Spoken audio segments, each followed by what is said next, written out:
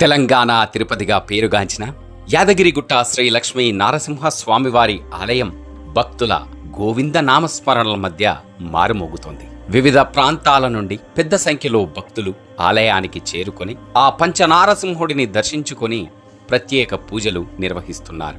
ఏది కోరుకున్నా ఇచ్చే ఆ లక్ష్మీ నారసింహుడికి మొక్కుకొని ఆ మొక్కులు తీరిన తర్వాత భక్తులు ఆలయానికి వచ్చి భారీగా కానుకలను సమర్పించుకుంటున్నారు. ఇక్కడి పంచనారసింహుడికి ఒకరోజు ఆదాయమే 56 లక్షలు వచ్చినట్టుగా ఆలయ అధికారులు వెల్లడించారు.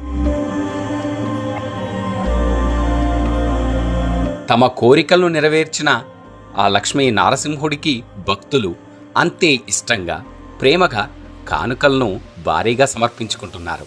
ఇక్కడి యాదగిరీశుని దర్శించుకుంటే సకల సౌభాగ్యాలు అష్టైశ్వర్యాలు చేకూరుతాయని భక్తుల అచంచలమైన నమ్మకం.